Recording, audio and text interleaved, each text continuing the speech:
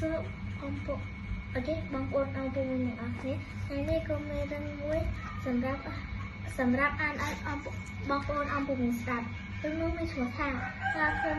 ឆ្លើយល្ងងនៅក្បែរព្រៃតាមដងទន្លេមានខ្លាឃ្មុំមួយក្បែររស់នៅថ្ងៃមួយវាឃ្លានអាហារជាខ្លាំងក៏ប្រញាប់ប្រញាល់ចេញពីរូងដើម្បីស្វែងរកកាត់ចំណីសត្វខ្លាឃ្មុំបានដើរទៅចាប់ត្រីនៅទន្លេវាឈរសម្លឹងមើលទៅក្នុងទឹកដោយមិនដាក់ថ្មេករំពេចនោះស្រាប់តែឃើញត្រីមួយក្បាលកុហកសង្គ្រប់ចាប់បានភ្លាមបន្ទាប់មកវាក៏ថាត្រីនេះតូចណាស់មិនអាចចំអែតក្រពះយើងបានទេយើងត្រូវចាប់ត្រីឲ្យបានធំជាងនេះគិតរួចសត្វខ្លាឃ្មុំបានប្រឡែងត្រីទូចនោះទៅចូលក្នុងទឹកវិញវាខិតខំចាប់ត្រីបានជាច្រើនប៉ុន្តែប្រឡែងចូលក្នុងទឹកពេញទាំងអស់ដោយសារវាគិតថាត្រីដែលបាន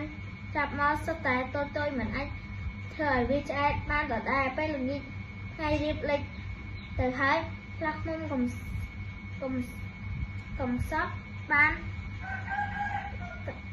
សត់ចាប់ត្រីធំនោះជាអាហារម្លេះបានចំអែតក្រពះបានមួយថ្ងៃតែឥឡូវពួងពេលអស់ដោយសារភាពល្ងងខ្លៅរបស់ខ្លាឃ្មុំធ្វើ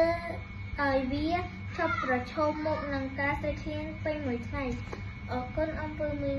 បាយបាយ